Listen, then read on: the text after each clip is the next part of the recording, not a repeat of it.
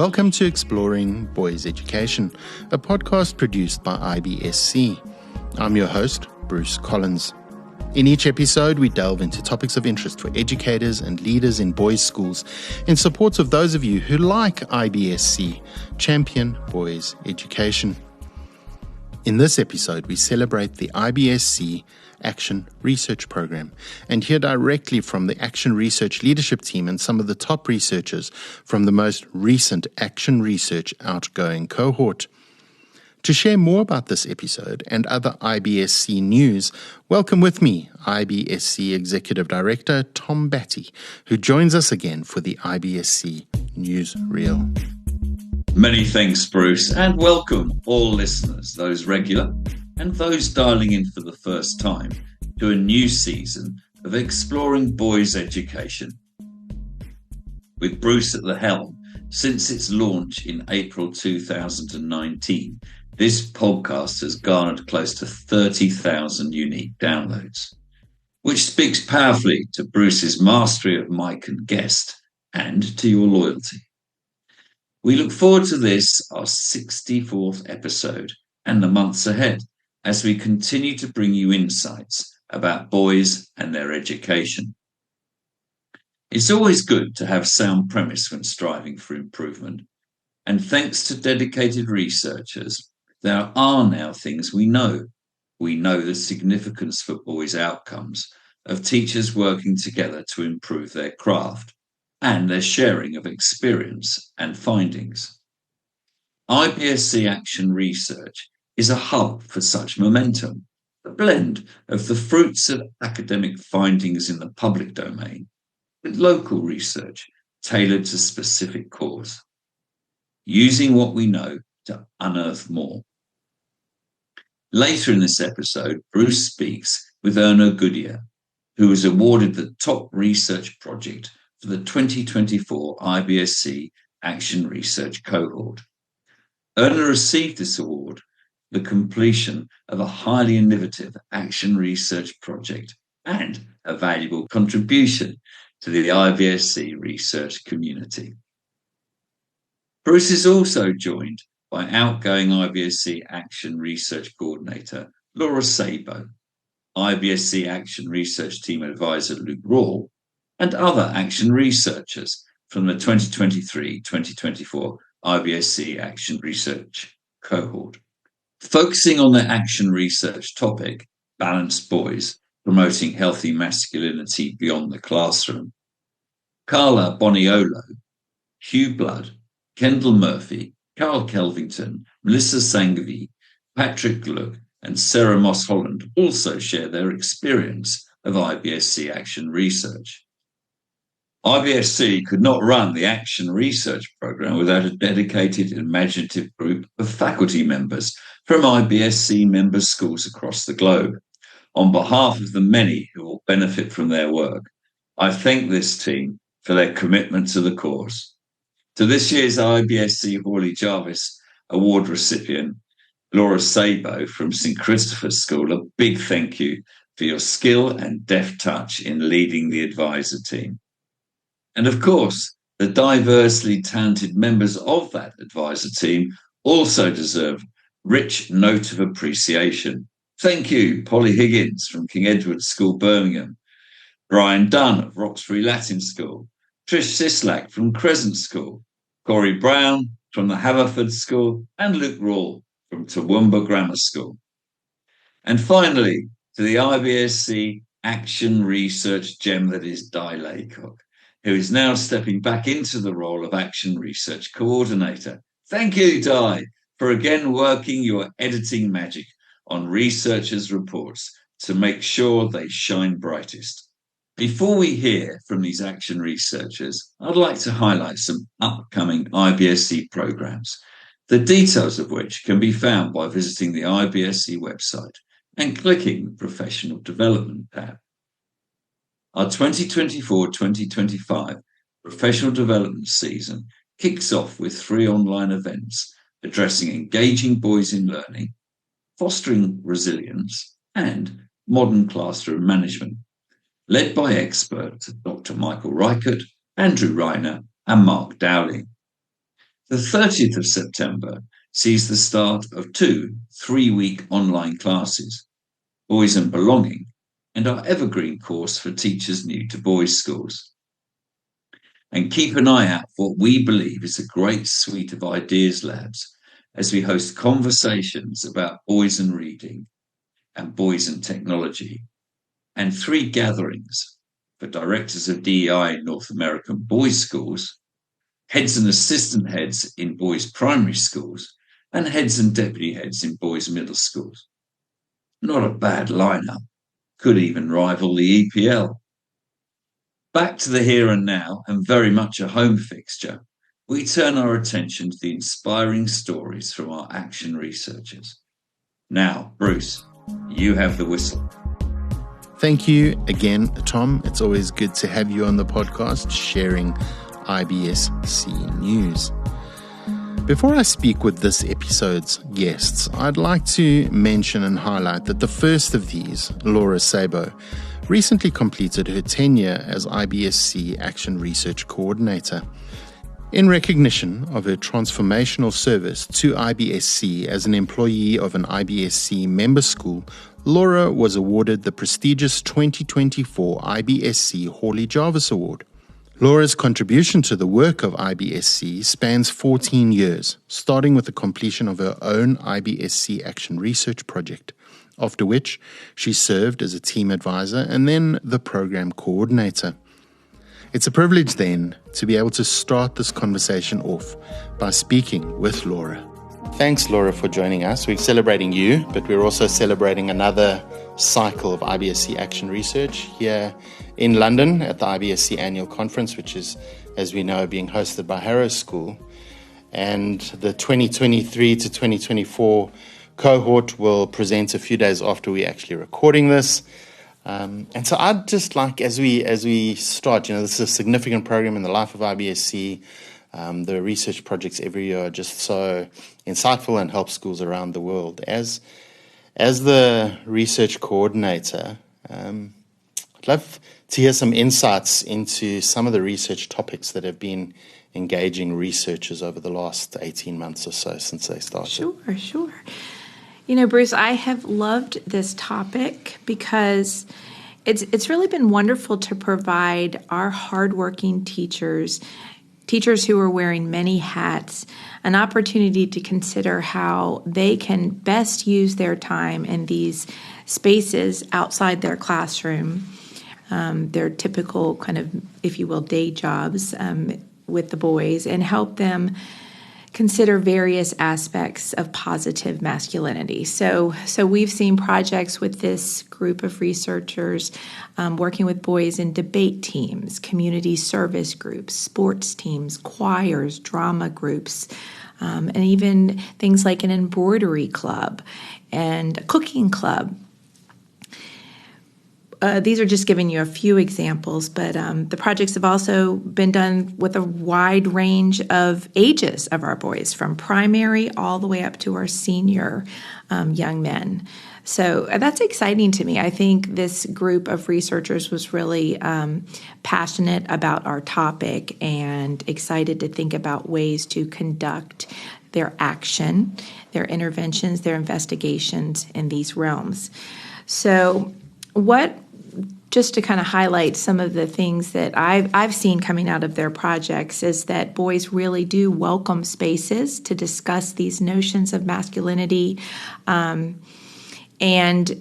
as educators, we need to recognize that these are safe spaces beyond the classroom if you provide the educator needs to set up some structure to give the opportunity to develop this trust in these spaces. And so I think these research reports show what that structure might look like. And the safety part is important because they might be doing something that's out of their comfort zones, discussing their emotions. You need this relational foundation. So that's one thing. We found that this relaxed nature of spaces outside the classroom really does lend itself to the boys being more vulnerable and authentic with each other. So giving them the space to talk and to develop an understanding of other boys' experiences has really helped them develop these behaviors associated with positive masculinity. And I guess one of the last things I'll find is this research. We've seen a lot of really exciting projects where the positive role models, older boys and their teachers in these realms, can be incredibly powerful in helping our young men navigate the path to manhood. Thanks so much for sharing those insights, Laura. It's amazing every year that so many of these sort of themes come through that are really relevant for schools around the world. And I want to just mention that so many of the things that you have highlighted there, folks can dive in on a member center, they can read the reports, they can watch teaser videos, they can really get into that research. But before we hand over to Luke and Erna, I'd love to just, in celebration of your time as research coordinator, because that's ending soon, celebration of your achievements, winning the Hawley Jarvis Award, I wonder if you could share with us some of your professional learning highlights from the years that you've been involved in the Action Research Program, not only as the outgoing coordinator, but also as a researcher and a team leader. Well, sure. And Bruce, I am glad that you asked that, although it's hard to articulate what this program has meant to me. Some highlights. Certainly one of them is definitely, as you just mentioned, starting this journey with you as a researcher. Little did I know that filling out that application to participate in the Action Research Program would be one of the best decisions of my life. That first trip, it was Scotch College, Melbourne, my first trip to Australia. It really opened up my eyes to the possibility of what could come out of developing relationships and sharing ideas with an international community. Didn't hurt that it was a gorgeous campus. But it also, it changed the way I teach. And so from then on, and I still today, if I want to try something new with my boys in the library, I'm going to be referring to the literature, and I want their voices. I want to know what they think, so I'm collecting data regularly. So it's just so powerful, and I hope that I have spread that within my school community. Of course, the relationships, I can't, as I've gone into the advisor role and been able to work with the same group of passionate, talented educators weekly, that too has just had really expanded my practice. And I've learned so many things from these colleagues that are friends. I've had the privilege, at this point I counted, of working with just over 300 teacher researchers during my tenure. And really, I think the highlight, it sums it up for me, is that they encapsulate why I do this work, why I've done this work. They have a lifelong love of learning and an understanding that it's this developing of authentic collaborative relationships. It's the best way to fulfill this goal. And I just feel really lucky that I've been able to participate in countless scholarly conversations, witnessed talented members of our community make discoveries about their teaching practice, and all in the name of trying to do and be the best that they can be and we can be for our boys. Laura, you've set so many educators up for success in this program, and you've done the same by introducing this podcast so wonderfully. You've set up this next part of the conversation, so thank you for joining us. And Luke, as I mentioned earlier, in a few moments we'll be speaking to Erna, this year's IBSC Action Research Award winner, and I know a proud member of Team Luke. But before we discuss Erna's project, I wonder if you can share, like Laura did, some takeaways that you've gleaned from your team's projects this past year about promoting healthy masculinity beyond the classroom. I think for me, the key takeaway that I certainly saw through the research this year, it really connects to something that underpins boys' education, or what we term boyology, and that's the relational.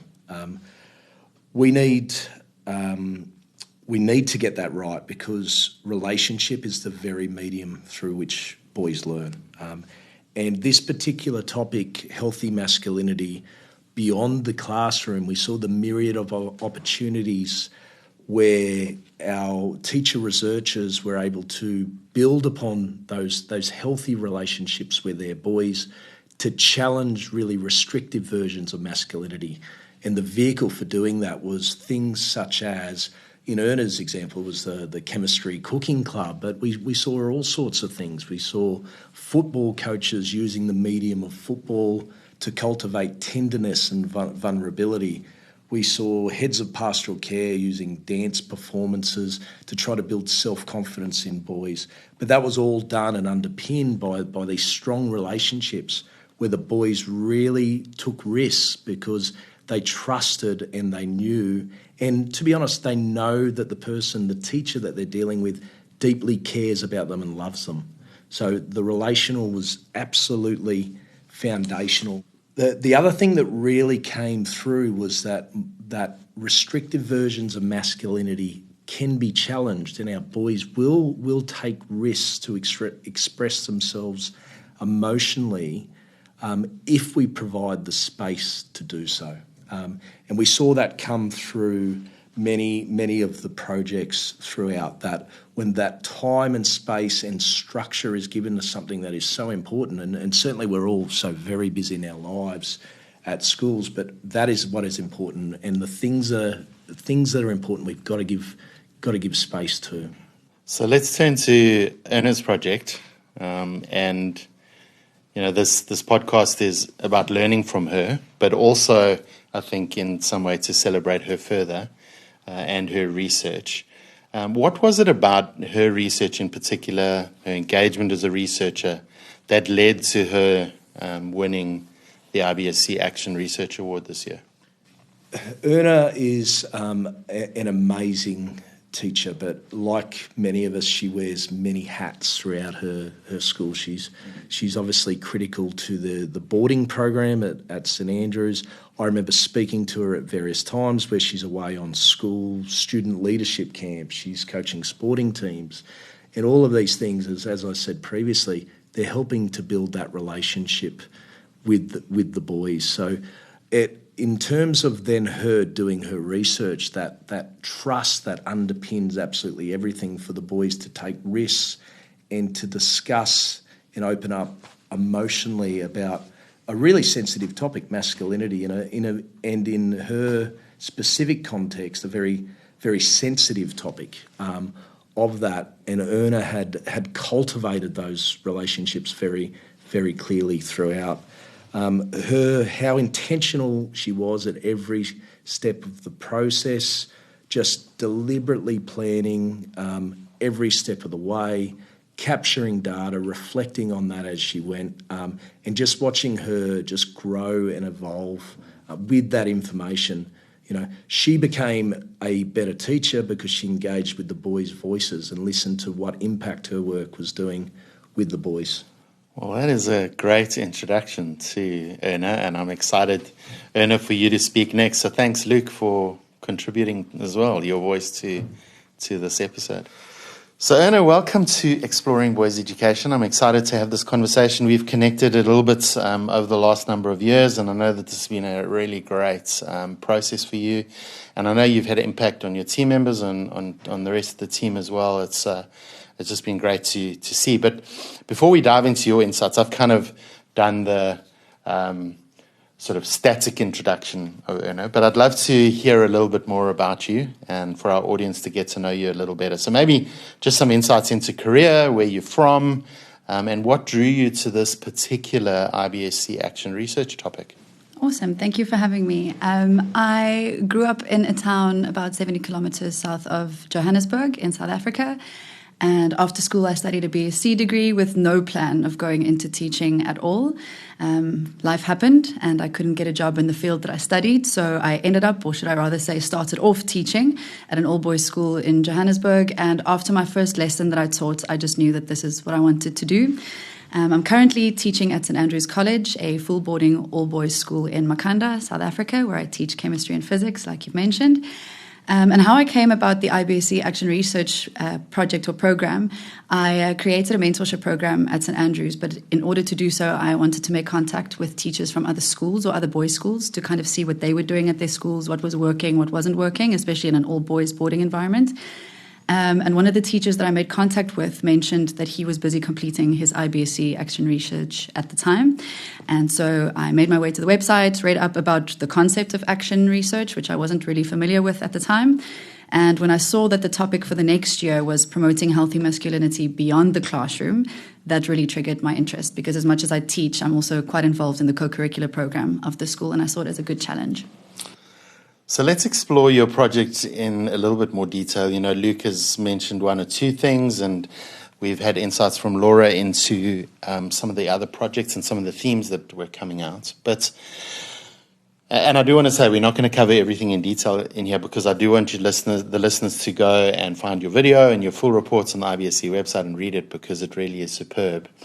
But maybe just to give context to some of the things we're going to delve into in this episode, maybe you can tell us about the intervention you implemented in your research and why you chose the particular action or intervention that you applied. I offered a kitchen chemistry club, which provided boys an opportunity to participate in inquisitive cooking. I must say that the name of that immediately just I'm like I want to be part of this. I have to say I do really love my subject, but I also enjoy food, the preparation and the consuming of, or the consumption of. So it provided them an opportunity to just learn a little bit more while they're cooking, to see some of the theory that they cover in the class and in the subject, and why it is important. And I mean, everyone eats, so chemistry is all around us. But it also provided them with an environment where they could work towards a common goal, which I think is really important for boys to know what an outcome is. It keeps them interested. It kept them on their toes. And then in the preparation of the meal, I could observe how they interact with one another, because these boys weren't all in the same group of friends, which made it quite interesting.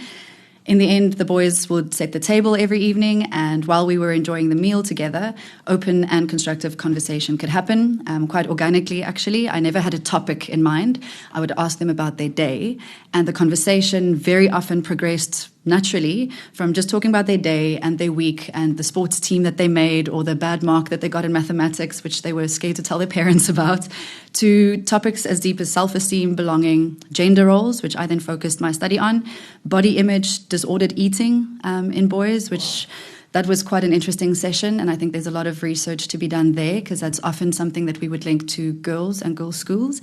And then two of the really interesting topics that they just discussed one evening was identity, and then their view on masculinity and what it means to be a man in 2024. You know, as I was reading your reports, I noticed you mentioned quite an interesting thing, and I must say I'm just touching on little pieces again, because I want people to read what you've written and dive into that. But you mentioned that the boys initially resisted wearing aprons, which struck me as quite funny. I wear an apron every evening because I love cooking and I'm a messy cook. And they sort of expressed reservations also about, you know, things like vegetarian meals. So I wonder if you have some insights into what their reasons might have been for this resistance to the aprons, the vegetarian meals, those kinds of things. So I think there was never a big reluctance, or they weren't stubborn about not wearing the aprons. It's just maybe something that they don't usually see a dad or a male figure do at home. And I mean, we all are who we are based on what we've observed and experienced in our lives. So I think maybe it's just a link that they make to a mom or a female figure. Many of the boys also mentioned that they don't see their dads or brothers or uncles cook often. It's mostly for mom or a housekeeper to do. So I think with the whole apron thing, that is why that took place. But I didn't have to push it at all. It took one oil splatter while we were preparing a Vietnamese stir fry, and one boy put his apron on, and it almost made everyone else comfortable. And he put on the apron. It normalized it, and I won't say that they thought it was cool, but it wasn't uncool, you know, if one boy could do it. So they were never opposed to it, but yeah, thanks to that Vietnamese stir fry. I tried to also introduce them to, I won't say different cuisines though, because how do you limit those in 6 weeks, or how do you broaden someone's horizon with eating if it's only in 6 weeks? But in one instance, I chose we only prepared vegetarian meals on the night. And it's interesting, Bruce, how even something as basic as a meal and how it is presented had links to a meal that one boy, and I am paraphrasing, but one boy said, this is something I would expect to see at the girls' school dining hall. And it's never a condescending or an offensive comment. It's just, they think of protein and, we need to hit the gym after. So it was very interesting. But once they had it, it was quite interesting how they enjoyed it. And, oh, ma'am, this is so good, we must prepare it again. So it's funny how they link certain images and foods to either being, masculine or effeminate. Yeah. Yeah, I mean, that's amazing thing, that gendered view of food. And I think there is a sense that often veganism or vegetarianism is pursued by females and not by males. So, I mean, it's amazing that came out in the boys. I always... As an English teacher, or as an erstwhile English teacher, I love how language can frame the way we see the world and the way we interact with the world. And I'm really interested in the work of Susan David. I don't know if you know Susan, but her work around emotional granularity and having words for the emotions that we feel. And in your report, you highlighted a change in the boys' vocabulary over the course of your intervention, the 6 or 7 weeks of your action. And so what was that change like? How did you measure it? What specific words or phrases indicated that shift for you? And how did that connect to, the maybe rigid stereotypes they might have had before about gender? I think one side to answer the question is that in teaching chemistry and physics, it was very difficult at the start of this process to understand and to accept the fact that action research is very much qualitative data.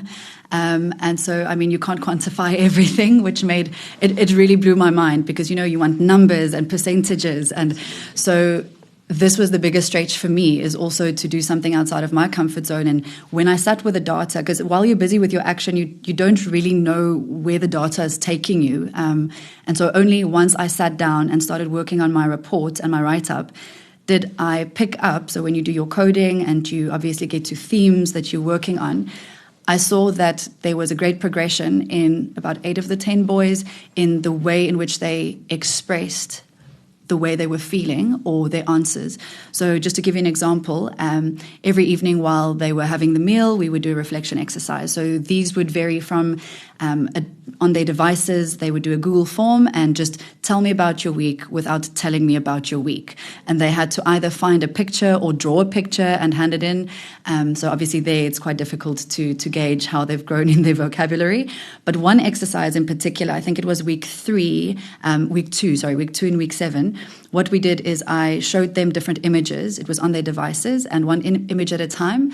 And as the image appeared, the instruction was to just write the first 3 phrases that come to mind when you see this image. So obviously the participants had little labels on their chests. No, they were participant A to J.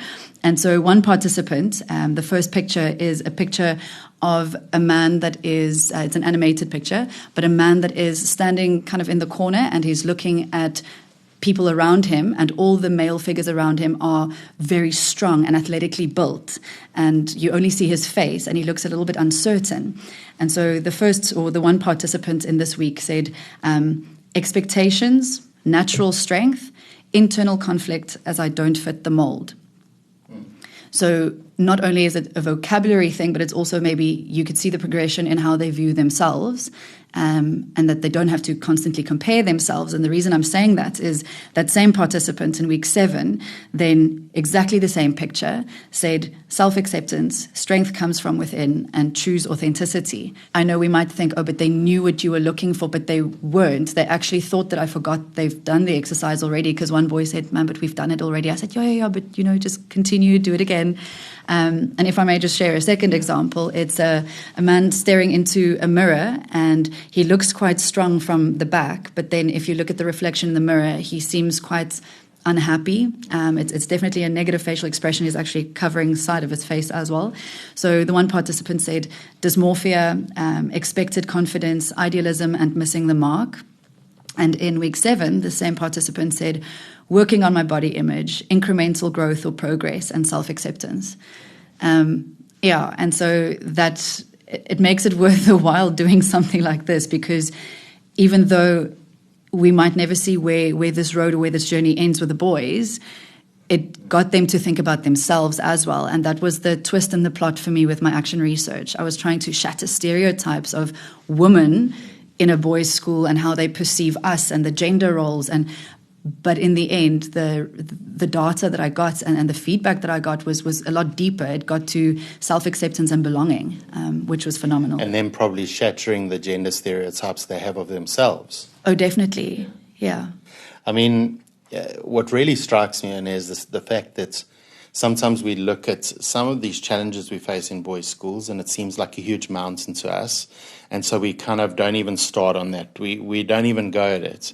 And yet I think as I listen to you, I just get the sense that when we intentionally try something, that progress will be seen no matter how small. And if we care about the whole boy, we're taking that boy from somewhere to somewhere else. And if there's some movement, that's progress. And then the next step can happen. I also love sharing really practical things for other teachers to use, and I love the blob tree exercise, which I was drawn to the name, but also just seems to be a powerful tool for helping boys with emotional expression. And so I was wondering if you could just help us a little bit, understand what that exercise is, how other educators might think about employing it. And maybe there were some responses you got from that exercise that were kind of really insightful. So I stumbled upon the blob tree. It was definitely not intentional, and I'm a tutor to a grade 9 tutor group in one of the boarding houses at St Andrews. And we see this tutor group every Monday for 45 minutes, and that's where you touch base. And because we're full boarding, you really see the children 24/7. But this is definitely just to touch base and how they're doing and their academic rigor, is it still on point. And so I thought I would try this out with my tutor group before I actually implemented with my action research. And what I like about this, and in a South African context, it's beautiful because the figures on the blob tree, they are not gender specific, they are not race specific. And I explained that a little bit more in my presentation, where our country has come from, you want people to feel comfortable in who they are, where they come from. And so I thought this is something that I need to try. So the blob tree has these figures on the tree, and they only have facial expressions or body language that you can almost identify. And so I would suggest that if one is trying to use the blob tree and you ask people to identify which figure they can relate to and why, because that's what I did with the boys in week 1 and then again in week 7, which I'll get to in a few. But you look at firstly, the boys, I think, looked at where the figures were situated on the tree in week 1. No one chose the bottom half of the tree, because that would show vulnerability and maybe weakness in their eyes. So, there's one on a swing at the bottom of one of the bottom branches, but no one chose the poor blob because he's at the bottom of the tree. And so even in that context, I think there was a bit of progression in their way of thinking, that you don't always have to be at the top of the tree to be in a good space. And so even here, to link with the previous question, their vocabulary and just the way in which they articulate how they felt, that showed progression with this exercise from week 1 to week 7, because boys would often just say that they feel like a number 5 or whatever because it's in the middle of a tree and it's a Wednesday. It's almost weekend. It doesn't really tell me a lot about how you're feeling, but to them it did. And then in week 7, boys would choose, even if it was a negative expression on the face, and they would be keen to share why. And what was beautiful in that last week is that the boys had their housemasters. And this is your second part of the question, is did we see, how it worked out for us to actually use this exercise?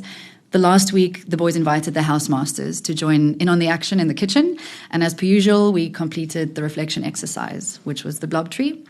And the boys got used to these discussions every week, so they knew that something was going to happen. And I decided to use the blob tree that week, almost to start my action research with it, and then concluded with it to see if there's any data or any progression, and if there weren't any changes. That's why it's cyclic, this whole idea. And so the housemasters were also asked which figures they related to. And it was very interesting to see how it could have been very uncomfortable or slightly uncomfortable for some of them. Not because they're not open to share. We've got amazing housemasters at our school, and they really are very open to talk and show their emotions. But just to be put on the spot with boys, I think that was also interesting. So the beauty of this exercise on the nights was the fact that the boys now witnessed these adult male role models, I almost want to say, men that they really have a lot of respect for, and that they were comfortable to share their emotions. Their answers were very short, and the boys were so keen to talk and tell their housemasters how they were doing. So I found that one of the greatest experiences, just to include someone else in one of our sessions. So before we wrap up the conversation and talk about some sort of insights and advice you might have for educators like yourself in other schools around the world, and possibly implementing similar kind of programs or interventions, or maybe people get ideas from you that they want to tweak. Before we dive into that, the one other interesting thing that struck me was you note in your report that the boys' evolving views on masculinity sometimes differed from those of their fathers.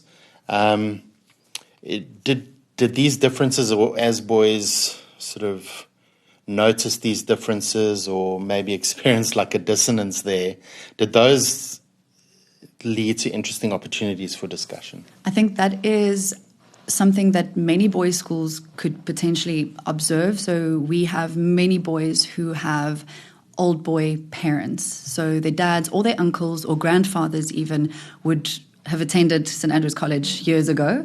And yet again, discussing it a little bit more in my presentation, but often the parents or the grandparents would share their experiences, and the boys would feel like they need to have that same experience. And I'm not saying that the grandparents or the parents' experience was a negative one, but times have changed. And so the scene at schools have changed dramatically.